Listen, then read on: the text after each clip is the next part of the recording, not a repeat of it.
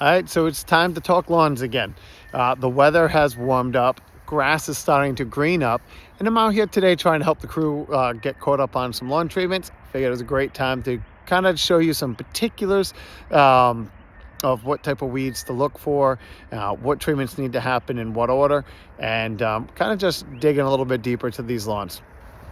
Okay, so the weather's been finally warming up, and we get a lot of different questions all the time right now with spring, and people wanting to renovate the lawn and try to fix things up. First thing you need to decide is: are you going to be doing any seeding in your yard? Are there any big brown patches, any areas that need to be renovated? I do not recommend doing this in the spring. Absolutely wait till fall if possible. That baby grass, what happens in my experience is we all look outside of the lawn right now. If it looks really nasty, we pay attention to it. Drives us nuts. We get out there, we do all this renovation work, we seed it, we water it, we baby it, and then it turns green. And then summer kicks in and we forget about it. We move on to whatever summer activities you enjoy. Then that grass starts getting weaker. It does not like the summer heat. It does not like drought. That baby grass that looked beautiful all spring really doesn't have a lot of root system. In the spring, we have competition with weeds. And the ground is cold, the air is warm. Not good for root development. So it's really an uphill battle for grass starting it in the spring. If you have irrigation, it absolutely can be done.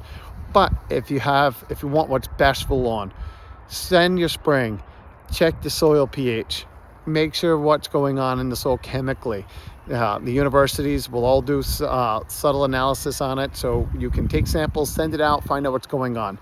Specifically, we're looking for is anything toxic or deficient, and specifically what the pH is of the soil. And so that's step number one. So we already have a soil test in the truck before we start doing any applications of fertilizers. Once that's done, we're going around and we're spreading a crabgrass preventative and lawn fertilizer combination. Now, everybody knows about crabgrass if you've taken care of your lawns. The forsythia are the first yellow bushes that are in bloom. They're in full bloom all over the place right now. That's usually a trigger for when to put down the crabgrass preventative. Crabgrass, in my experience, hasn't germinated yet. It's not growing. These are some weed preventatives.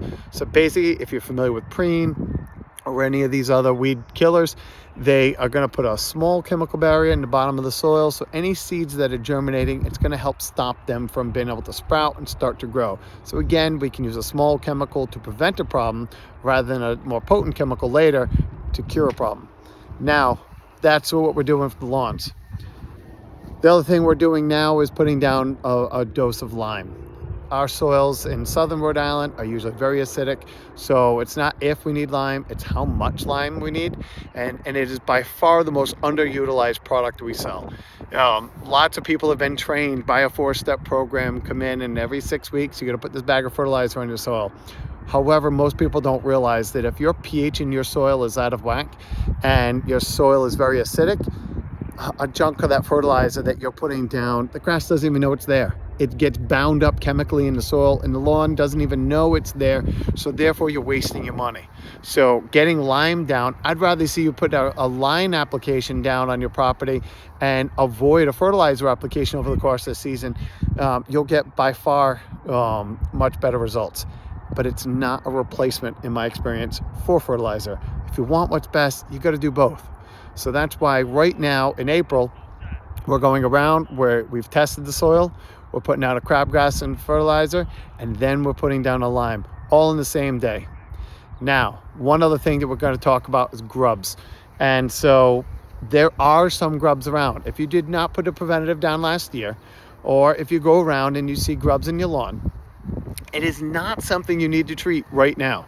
The reality is the grubs that are in your soil, if your soil is not getting dug up and there's no critters coming around trying to eat the grubs, leave them be. If I see a grub or two in the yard, I'm not wasting chemicals on that. I'm not treating chemicals just for a few grubs in the spring, because the reality is those grubs that are in your lawn now are going to turn to beetles in May, June. So when you start in the summertime seeing the beetles on your windows or eating your roses, those were your grubs in your soil all winter long. But those big, fat, meaty grubs are just sitting there waiting to turn into a beetle. They're going to turn into a cocoon soon. They're going to fly away in the summertime. Don't bother treating them. However, unless you're seeing an infestation. If you're seeing it dug up or you're seeing real bad damage, then yes, absolutely.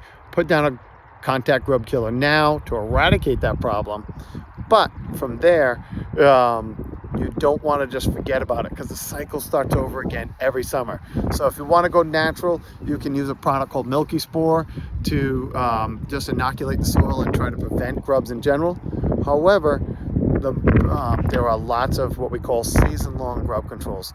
Again, put it down in May, early June, and you can use a small amount of chemical that just gets in the grass. It only kills what physically is eating on the roots of the grass. And so we can use a milder chemical, kill the baby grubs that are going to hatch come August. And if we kill those grubs in August, we get rid of the problem for later in the season. So if we kill the grubs in the fall, you do not have a problem in the spring. That's it. I know it's a lot, there's a lot to it, but the process is really simple. Just give the grass what it wants to thrive, get the weeds out of the way. So the one last thing I want to touch upon are weed killers. Most people at this time of year, we're looking around, we're starting to see the dandelions pop up. Clover will be the next big one that starts coming into bloom, and people will start complaining about clover. And so I don't use the weed and feed products. I find they're too difficult to use. If somebody sells you a bag of weed and feed, that means it's going to fertilize your grass, and it's going to put a weed killer down to get rid of the dandelions and some of the other plants that are the weeds that are growing up in your lawn. The reality is with those, you have to put it down while, one, you don't want to cut your grass for a day or two before. You don't want to cut your grass for a day or two after. It can't be raining while you put it down, but the grass has to be wet. And you can't have it rain for a day or two after applying the product.